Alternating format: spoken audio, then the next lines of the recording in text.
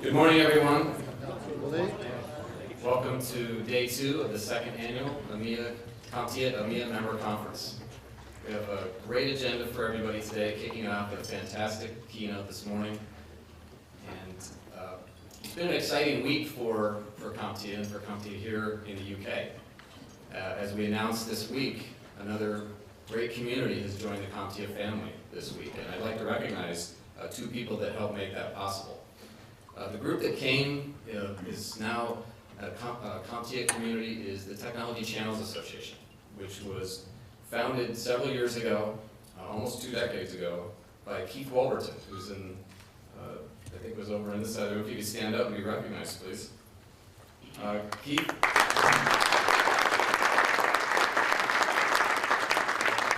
Keith is the president of TCA, and he and I had a fantastic discussion last night talking about the early days of computers, bringing in loads of motherboards off the ship and having to find places to get those sold. This is before you had Dells and Gateways and Packard Bells and companies like that. And the risks and chances that Keith took back in the day to bring together people who were competitors in the space, to bring them together in a room of 7 or 8 people and get them to talk and understand that it was in their best interest to create an organization to help further their goals, is just a great story. And it's really emblematic of what nonprofit groups are all about. It's about bringing people together to learn from each other, to connect with each other, and also to help each other succeed. So Keith, great work in building a fantastic legacy for TCA, and we hope that we can do that history proud and take it to even higher levels for all of you. The other person I'd like to recognize that was instrumental in the year-long process that we went through to have TCA become part of the CompTIA family is Robert French. And Robert, if you could stand, please.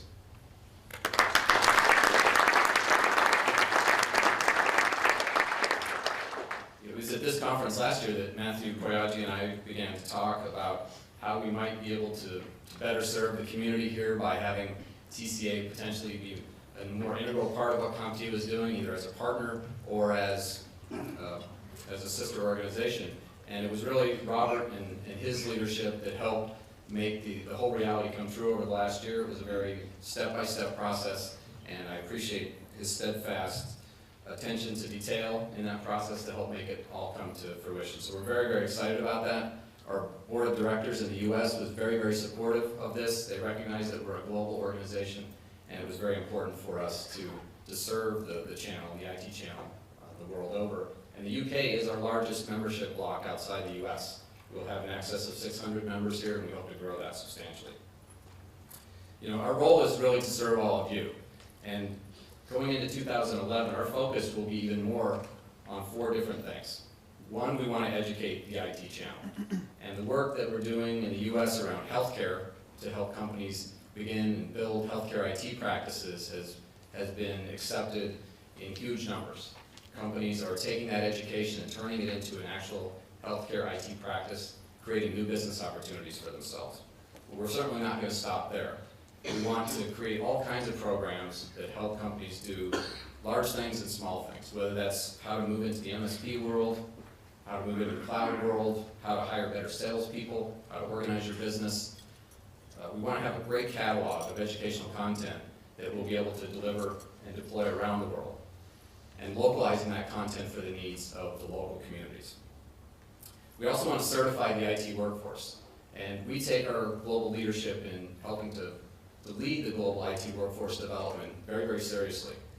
Terry Earl, who is Senior Vice President of Skills Certification, and I just returned from a 2-week, 4-country trip to Asia, and we found that the need for IT skilled workers is just huge out there the world over. And we are going to have a mass retirement of skilled IT labor over the next several years, so it's going to be incumbent upon all of us to make sure that we encourage more and more people to get into the IT workforce.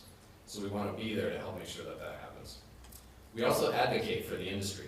In the US, we have offices in Washington, D.C., and operate in many different areas, but we focus on 3 primary ones. Cybersecurity in the US is an ongoing huge issue, healthcare IT, workforce, and then we also advocate for the small businesses in the US that don't have a voice in Washington to make sure that their taxes stay low, that the regulations stay low, and that they have the best environment possible to succeed. And then I'm happy to say that we've reorganized our charitable foundation. And over the next year, I think you'll see a tremendous amount happen with our foundation. We're going to do more to bring the IT industry together to be the nexus and focal point for IT charity. And we've started that already by bringing together the lead charity individuals from Microsoft, Salesforce, Dell, HP, and several other companies to be that focal point where they can connect with each other. So I encourage you, each of you individually, if there's a charity here in the local area that you think is worthy of support, whether it's large or small, please bring that to our attention. And we'd love to see the UK be the first place outside the US that we bring our additional charitable efforts. So without further ado, let me bring up to the stage Matthew Poyiadgi. You're very fortunate to have Matthew here. We all think Matthew is terrific, and he's a great representative for CompTIA, and he's a great advocate for the training and certification community here, and also for our channel membership. So Matthew, would you come up to the stage?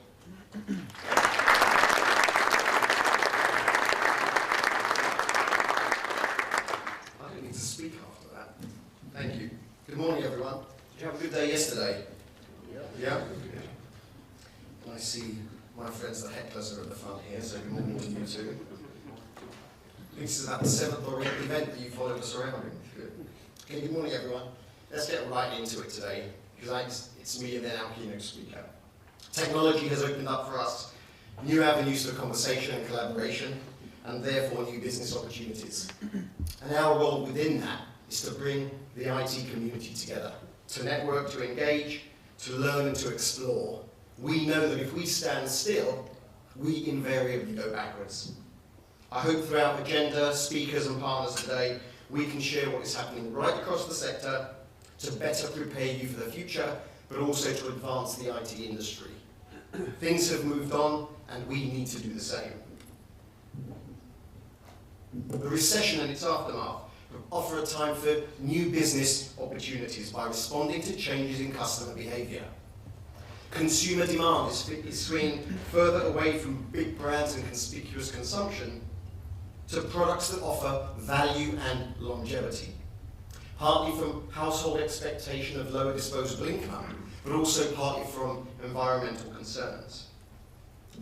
The former CEO of Procter & Gamble, A.G. Lafley, once said, "The more in control we are, the more out of touch we become. And the more willing we are to let go a little, the more we're finding we get in touch with our consumers." We're seeing this with trends in collaboration, in crowdsourcing, and in social media. Churchill said 50 years ago, "The empires of the future are the empires of the mind."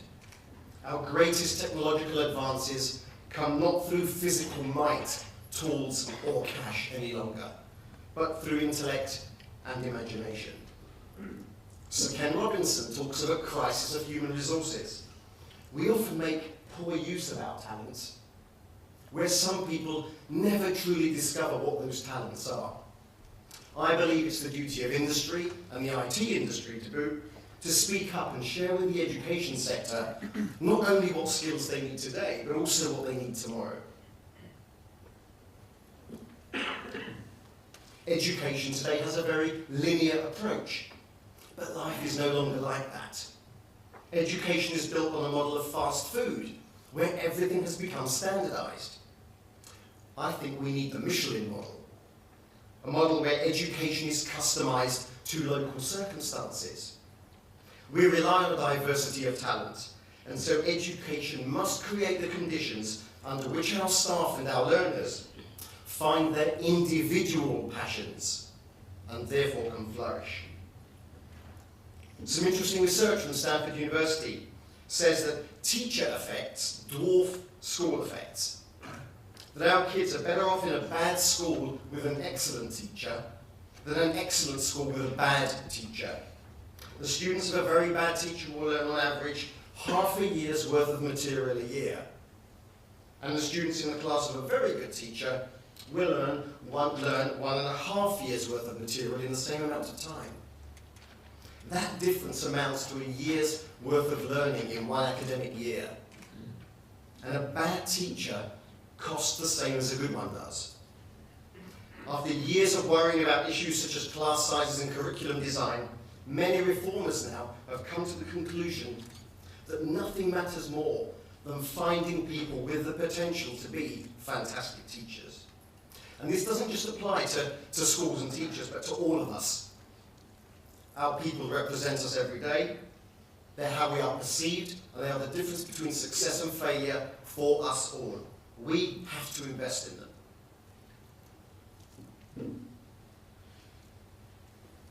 George Lucas, Mr. Star Wars, said he will dedicate the majority of his $3 billion of wealth into education, and that it is the key to the survival for us all. But ever hopeful, I think we are absolutely in the right place, and also working in the most exciting sector. A world where apps are providing a new platform, tablet PCs and new mobility. We're seeing an increase in cloud services, in solutions, and a pay-per-use culture. Green is now establishing itself. Healthcare IT could well be the next big thing.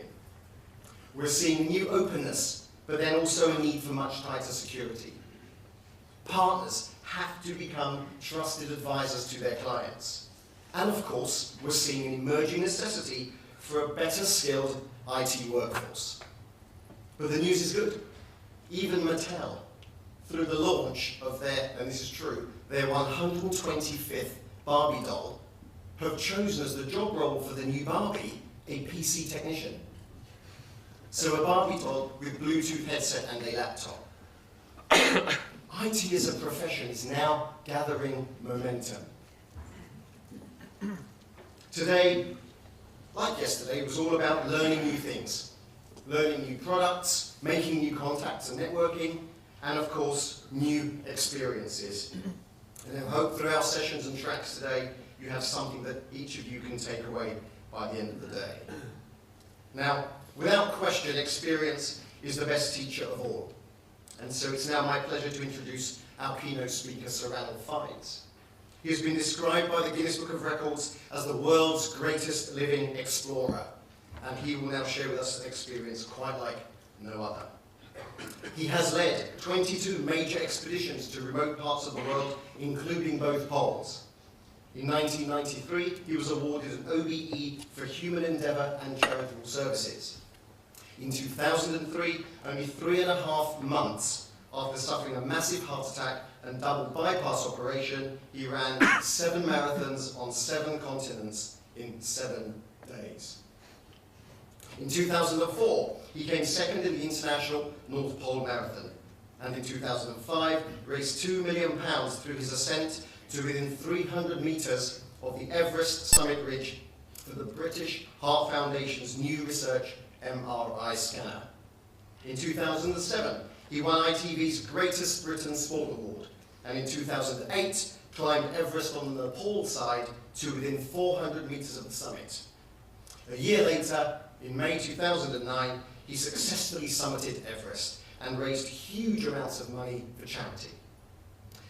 Just before I introduce Sir Ranulph to the stage, we have copies of his book here, Beyond the Limits. We've negotiated a good deal. Books are normally sold at £25, and Sir Ranulph will be signing books just to my right at the table here for £20 once his session has been concluded. So it's now my pleasure to invite to the stage Sir Ranulph Fiennes.